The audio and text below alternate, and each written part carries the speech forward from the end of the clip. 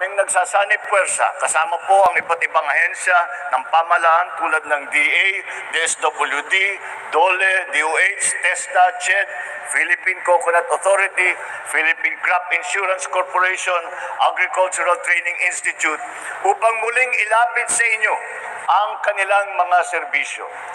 Ngayong 2023, mahigit 10,000 benepisyaryo mula sa inyong lalawigan ang nakatakdang makatanggap ng tulong pinansyal sa ilalim ng Rice Farmers Financial Assistance Program o yung RFFA. Umpisa pa lang po ito sa mga hakbangin ng gobyerno upang mapaunlad ang buhay ng mga Pilipino.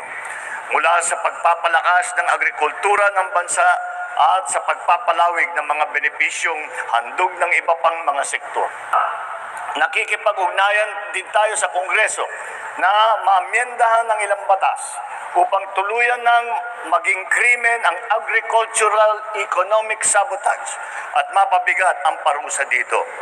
At nagagala kami na ito yung pinili na barangay sa probinsya namin na binigyan ng biyaya ng Presidente. Sana kagalang-galang na Pangulo, sana ipagpatuloy mo ang mabuting gawain at patnubayan sana tayo ng buong may kapal. Maraming salamat po Pangulong BBM Marcos sa tulong niyo po. Napakalaki, napakahalaga po. Thank you very much po. Napakaganda ng kalooban niyo dahil isa po kami sa napili. Thank you po, malaking tulong. God bless. Ang Panginoon po, andyan sa'yo, tutulungan ka.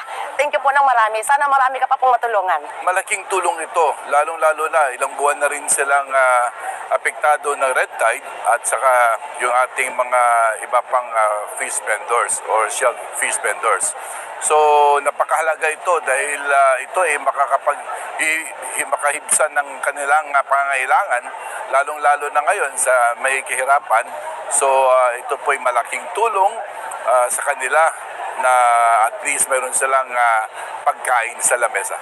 Sa kay Pangulong Ferdinand Bongbong Marcos, PBBM, maraming salamat po at napuntahan niyo po yung Rojas City at sa tulong niyo, ito po ay isang malaking bagay para sa Rojas City, lalong-lalo na sa ating mangingisda.